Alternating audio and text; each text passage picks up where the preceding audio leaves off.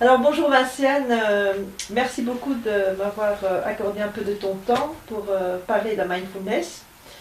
Donc je vais d'abord simplement te demander, ça fait combien de temps que tu t'entraînes à cet outil et de quelle manière c'est intéressant de transporter cet outil dans ta vie quotidienne à l'heure d'aujourd'hui avec le recul, quoi. Eh bien, il y a 1 an et demi que je pratique la mindfulness et je la transporte au quotidien parce que je suis toujours devant des personnes humaines que je soigne, non seulement en professionnel mais en privé puisque j'ai une famille.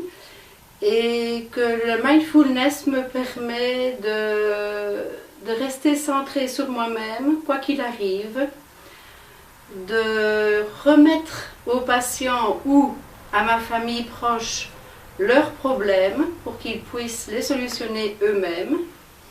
Donc je porte beaucoup moins qu'avant, je suis moins sauveur qu'avant, et donc ça me permet de me libérer d'un lourd poids que je portais depuis des années.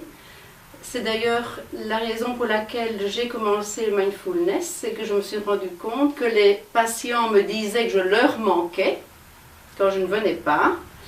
Et je me suis rendu compte que la réponse que je donnais spontanément était que moi, je me manquais. Et plus je répondais à plus je donnais cette réponse, plus je me rendais compte que c'était terrible de répondre ça. Donc j'ai vraiment conscientisé qu'il était grand temps que je revienne un peu à moi-même, que je m'écoute, que je regarde, que je m'observe. Et de grandes décisions ont été prises d'ailleurs depuis que j'ai commencé cette conscientisation de moi-même, de mon ego et de mon je, comme j'appelle. Maintenant, je dissocie vraiment le je et le moi. Et je me permets de regarder mon moi en étant beaucoup plus gentille avec moi-même. Donc, j'ai déjà moins de soucis de culpabilité et de reproches ou de regrets.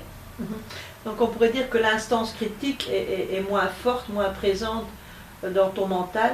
Donc, Bien sûr. Cette petite voix qui te dit tous les il faut, les je dois, t'es pas capable de, tout ça a diminué d'intensité. Énormément. Ouais. Je peux dire que cette petite voix, elle revient parfois, mais ce qui est magnifique, c'est que je peux l'entendre. Peut-être qu'avant, je n'entendais même pas cette petite voix-là, qui me disait il faut, tu dois. C'était quelque chose d'automatique. Maintenant, je l'entends et je lui réponds en lui disant attends, ce n'est pas possible de me demander ça. Donc, je peux écouter cette petite voix. Donc, on peut dire quelque part que la mindfulness est un entraînement à prendre soin de soi. Certainement, pour moi, oui. Trouver la juste distance. Trouver la juste distance, ça c'est aussi une très belle chose. Pour retrouver la vraie distance avec moi. Parce que quand on est trop près de l'autre, finalement on ne sait plus qui est qui. Oui, je pense que tu as bien résumé. Alors, on appelle ce protocole aussi intervention psychologique avec la pleine conscience. Donc, de quelle manière tu pourrais peut-être donner quelques exemples sur le fait que 8 semaines, c'est pas suffisant que pour consolider l'outil et en faire vraiment une école de pensée, une école de vie. Pourquoi 8 semaines c'est passé, il faut continuer? Puisque maintenant tu as quand même plus d'1 an et demi de pratique, donc tu as assez de recul que pour voir l'utilité de voir continuer plutôt que d'essayer de continuer tout seul et de ne pas venir dans des groupes d'entraînement collectifs. Alors, je viens dans les groupes collectifs justement pour cet esprit de solidarité et où je me sens dans un espace de sécurité. Je sens qu'on a le même objectif, peut-être pas le même objectif personnel, mais en gros l'objectif est le même, donc je me sens dans un espace de sécurité. Chez moi, quand je le fais chaque jour, je me sens aussi en sécurité, mais je me sens moins portée par le groupe qui n'est pas là. quand je viens aussi en groupe comme ça, je me sens entendue. D'abord par la présence de ta présence à toi, la présence psychologique. Donc si tu me fais retour, s'il y a besoin, ou tu m'éclaires, comme l'autre jour où j'ai eu cette pensée, que tu es directement venu rajouter ta petite touche, et où je me suis dit, c'est vrai, je n'ai pas visualisé ou entendu cette chose-là comme ça. Donc, pour moi, c'est vraiment nécessaire de venir chaque semaine. C'est une discipline aussi de venir chaque semaine. De se dire, ok, je réserve cette petite partie de journée dans la semaine. Rien que pour moi, c'est mon petit cadeau, c'est ma petite détente, comme certaines personnes vont à la piscine ou vont faire un massage. Moi, c'est participer au groupe. Et apprendre encore ce qu'on apprend chaque fois, des techniques de respiration, on apprend la technique des sons, donc on apprend chaque fois.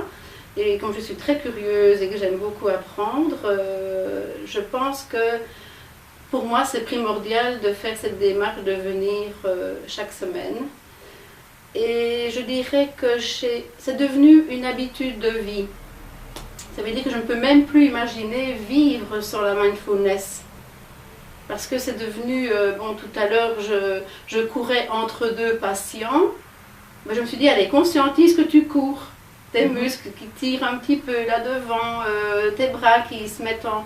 Donc, quand j'arrive chez les gens et qu'ils me proposent des raisins, bien, je vais voir d'où viennent les raisins et je partage avec eux en disant, allez, on va manger ces raisins ensemble. Et ils ont été gorgés de soleil pour nous. Enfin, voilà, je ne peux plus imaginer vivre sans conscientiser. Donc, je voudrais rebondir. Donc, la mindfulness nous apprend à faire avec, d'être en relation à tout ce qui nous arrive, tout ce qui nous entoure. Donc, c'est ce qui fait qu'on est dans la relation et plus dans la réaction. Et donc, on s'épuise moins, qu'on se fatigue moins, qu'on se stresse moins. Maintenant, est-ce que toi, tu trouves un réel avantage au fait que durant l'année, vous êtes mesuré 4 fois dans vos paramètres psychologiques, vos compétences émotionnelles, en toute gratuité? Est-ce que tu trouves que c'est intéressant pour vous d'avoir cette proposition-là, ou bien que c'est un plus, peut-être pas forcément indispensable? Qu'est-ce que tu peux me dire sur ça? Non, je trouve que c'est très intéressant d'être mesuré. J'ai appris, d'ailleurs dans la dernière mesure, que j'avais encore besoin de beaucoup d'espace de respiration, parce que j'avais encore, les critères étaient encore un petit peu bas. Maintenant, c'est vrai que je dois vraiment travailler avec moi-même pour ne pas être déçue de moi-même. C'est un petit peu ça, c'est de nouveau encore un frein, mon frein à moi. Les 5 freins de la méditation, voilà. qu'on prenne le jugement, la suspension du jugement. Donc c'est peut-être le plus difficile dans les 5 freins, c'est celui-là. Ce regard à soi avec bienveillance et autocompassion quelque part. Exactement, et de me dire, allez, si tu as encore besoin d'espace de respiration, ou si tu n'as pas encore été suffisamment discipliné dans les... Enfin bon, oui, j'ai encore le regard sur moi-même de me dire, un peu de déception, et de me dire, allez, il faut que je sois très gentille avec moi-même. Voilà. Il y a une phrase donc, qui est tout le temps répétée, c'est « on fait du mieux qu'on peut ». Voilà. Écoute, moi je te remercie parce que vraiment je pense que tu as bien résumé ce qu'est la pratique, la difficulté de la pratique, l'exigence de la pratique. Car sans rigueur, c'est un entraînement, on ne le dit pas assez souvent, c'est pas de la relaxation, c'est pas de la détente, c'est des processus d'harmonisation de la conscience, mais c'est en même temps se porter seul sur ses 2 jambes, sans attente de l'extérieur, et donc c'est s'inscrire dans notre verticalité. Et donc en ça, tu as tout à fait bien expliqué, et tu émanes tout à fait cela, donc voilà, j'ai beaucoup de chance de t'avoir dans mes groupes, donc je te remercie beaucoup, Vinciane, de ce temps que tu m'as offert, et à tous ceux qui pourront t'écouter de la même occasion. Bien, merci à toi de m'avoir fait confiance dans cette interview. Et je souhaite que du bonheur à tous ceux qui m'écoutent à travers eux-mêmes Parce que comme tu dis, et je pense que c'est la vérité, il ne faut pas attendre de l'extérieur, tout est à l'intérieur de soi-même. Et on avance avec ça. Et ça sera le mot de la fin. Merci Vinciane. Merci.